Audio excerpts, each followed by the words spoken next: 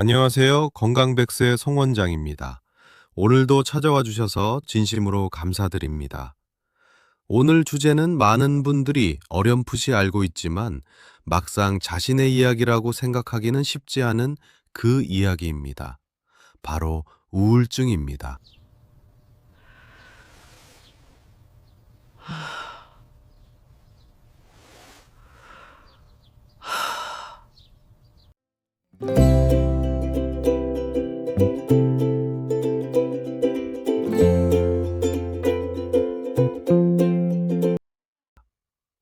혹시 이런 적 있으세요?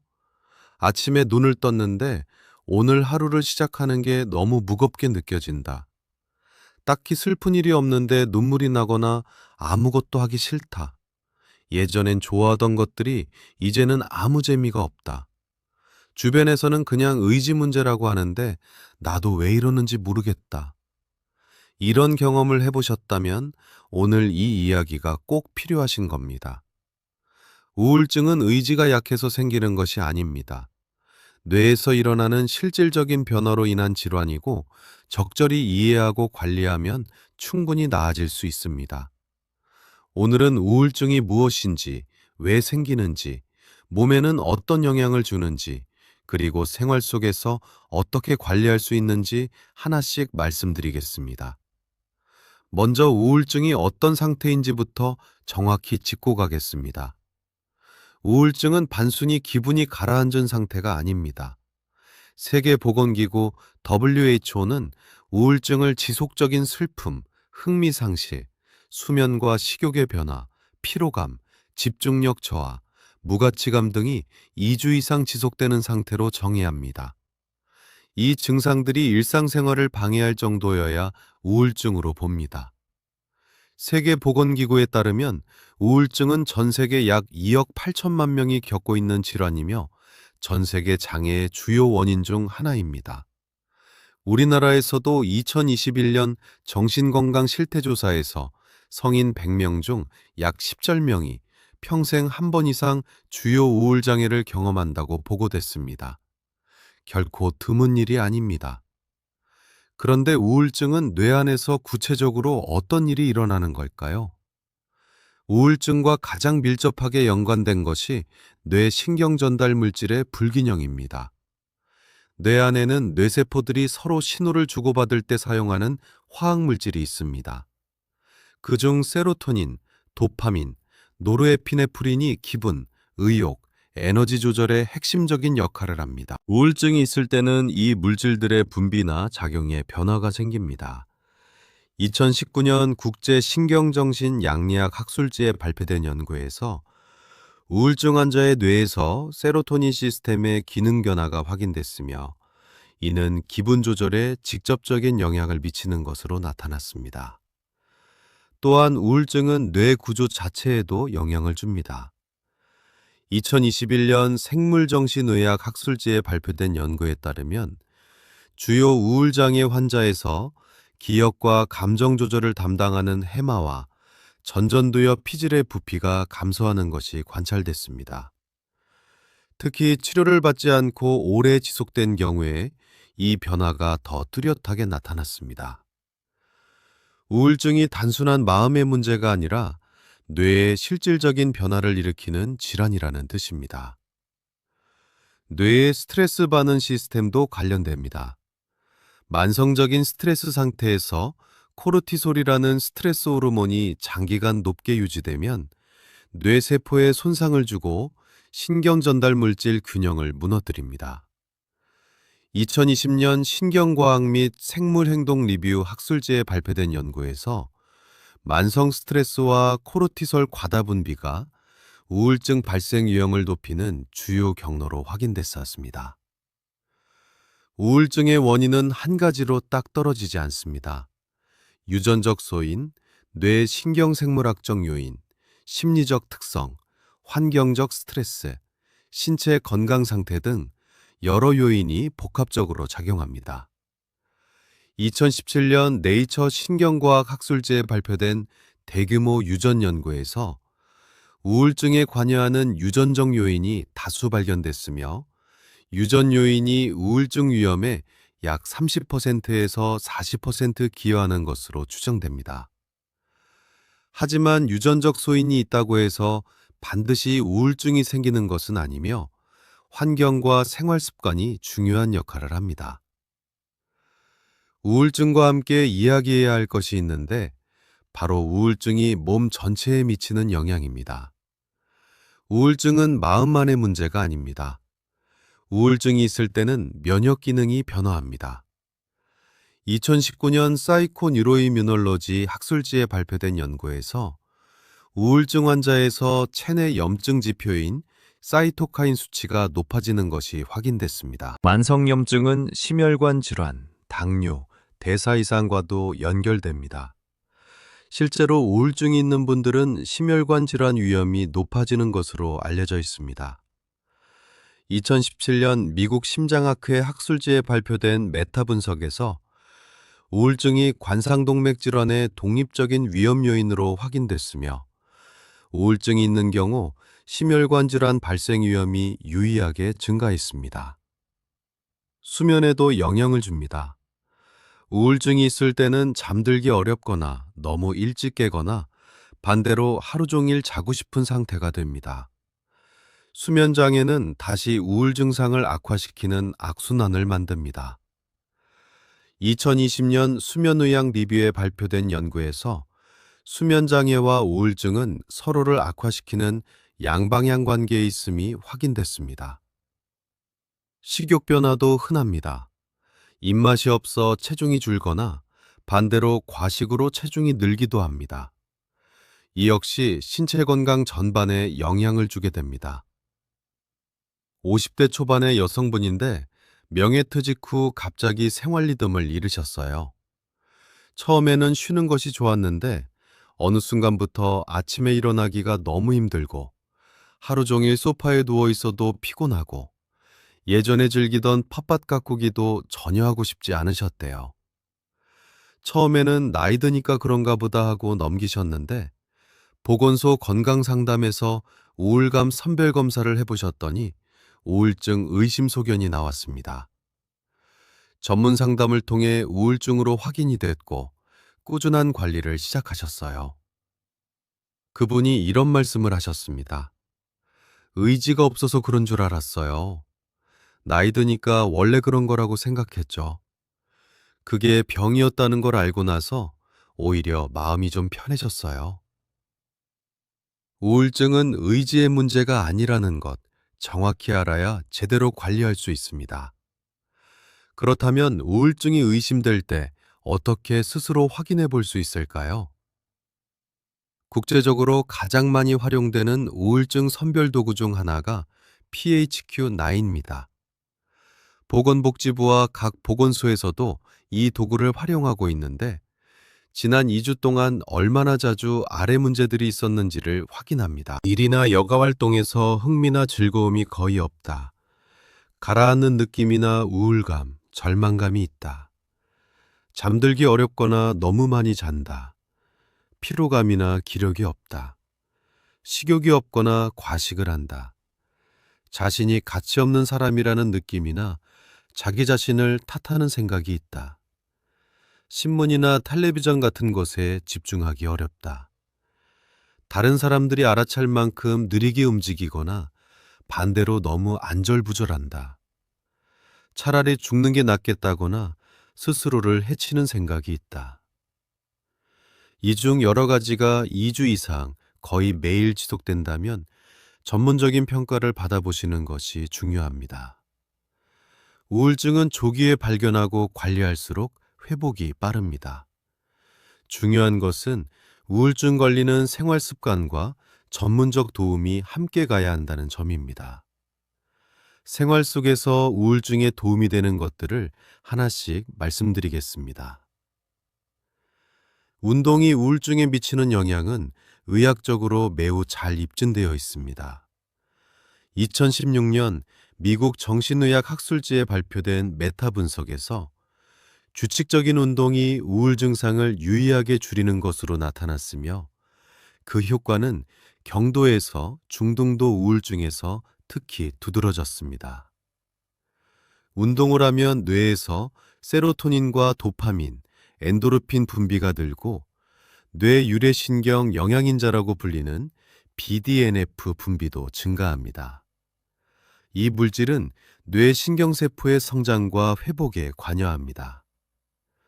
2018년 신경정신양리학 학술지에 발표된 연구에서 운동이 우울증 환자에서 감소되어 있던 BDNF 수치를 높이는 것이 확인됐습니다. 어떤 운동이 좋을까요? 걷기부터 시작하시면 됩니다. 매일 30분 빠른 걸음으로 걷는 것이 우울 증상 완화에 도움이 됩니다. 실외에서 햇볕을 받으며 걷는 것이 더욱 효과적입니다. 2019년 랜셋 정신의학 학술지에 발표된 대규모 연구에서 규칙적으로 운동하는 사람은 그렇지 않은 사람보다 정신건강 문제를 경험하는 날이 유의하게 적은 것으로 나타났습니다. 햇빛 노출도 중요합니다. 햇빛은 뇌에서 세로토닌 생성을 촉진하고 수면 리듬을 조절하는 멜라토닌 분비를 정상화하는 데 기여합니다. 특히 계절성 우울증의 경우 겨울철 햇빛 부족이 증상 악화와 관련이 있는 것으로 알려져 있습니다. 2015년 미국 의학협회 뇌과학 학술지에 발표된 연구에서 낮 시간 햇빛 노출량이 많을수록 우울 증상이 낮은 것과 연관되는 것으로 나타났습니다. 아침에 산책하시면서 자연스럽게 햇빛을 받으시는 것이 좋은 방법입니다. 수면 관리는 우울증 관리에서 빠질 수 없습니다. 불규칙한 수면 시간, 스마트폰이나 화면을 보다가 늦게 자는 습관, 낮에 너무 오래 자는 것 모두 수면 리듬을 무너뜨립니다. 가능하면 매일 같은 시간에 자고 일어나는 것을 목표로 하시고 자기 전 일시간은 화면 노출을 줄이시는 것이 도움이 됩니다. 2021년 수면 학술지에 발표된 연구에서 규칙적인 수면 시간 유지가 우울 증상 완화와 유의한 연관성이 있는 것으로 나타났습니다. 식사도 뇌 건강과 기분 조절에 영향을 줍니다. 장과 뇌는 장내축이라는 연결고리를 통해 긴밀하게 소통합니다. 장내 미생물 환경이 세로토닌 생성에도 영향을 준다는 연구 결과들이 쌓이고 있습니다. 2015년 영양소 학술지에 발표된 메타 분석에서 채소, 과일, 생선, 통곡물이 풍부한 식단이 우울증 위험을 낮추는 것과 연관되는 것으로 나타났습니다. 반면 가공식품, 정제 탄수화물, 당류가 많은 식단은 우울 증상과 관련이 있는 것으로 보고됩니다. 오메가3 지방산은 뇌 신경세포 기능에 중요한 역할을 합니다. 2016년 번역정신의학 학술지에 발표된 메타 분석에서 오메가3 보충이 우울 증상을 유의하게 줄이는 것으로 나타났습니다. 고등어, 삼치, 연어, 정어리 같은 등 푸른 생선을 주 2회 이상 드시는 것이 도움이 됩니다. 사회적 연결도 우울증에서 매우 중요한 요소입니다. 고립은 우울증을 악화시키고 반대로 신뢰할 수 있는 사람과의 연결은 회복에 도움이 됩니다. 2015년 미국 국립과학원에보에 발표된 연구에서 사회적 고립이 우울증과 불안의 강력한 예측 요인으로 확인됐습니다. 주변에 편하게 이야기를 나눌 수 있는 사람이 있다면 고립되지 않는 것만으로도 큰 도움이 됩니다. 보건소의 집단 건강 프로그램, 지역 사회 동아리나 모임에 참여하는 것도 좋은 방법입니다. 이 이야기를 들이다 보니 또 한 분이 생각납니다. 60대 초반의 남성분인데 배우자를 갑자기 잃으신 뒤로 혼자 사시면서 점점 말수가 줄고 집에서만 지내시게 됐대요. 식사도 거르는 날이 많아지고 잠도 잘 못 주무시고 이유 없이 가슴이 답답하고 숨이 막히는 것 같다는 증상도 생기셨습니다. 주변에서 보건소 건강 프로그램에 한번 가보라고 해서 반신반의하며 나오셨는데 또래 어르신들과 함께하는 건강교육 프로그램에 참여하면서 조금씩 이야기를 나누게 됐고 나중에는 걷기 모임도 함께하게 되셨대요. 시간이 지나면서 수면도 나아지고 밥도 챙겨 드시게 되고 가슴이 답답하다는 증상도 줄었다고 하십니다. 그분이 이런 말씀을 하셨어요. 집에만 있었을 때는 하루가 얼마나 긴지 몰랐어요. 누군가랑 걸으니까 다르더라고요. 연결이 얼마나 큰 힘을 갖는지 느끼게 해주시는 이야기입니다. 이제 중요한 이야기를 드리겠습니다. 생활 습관 관리는 우울증 예방과 경도 증상 완화에 분명히 도움이 됩니다. 그러나 중등도 이상의 우울증은 전문적인 평가와 도움이 필요합니다. 우리나라에는 우울증 관리를 위한 공공 서비스가 많이 있습니다.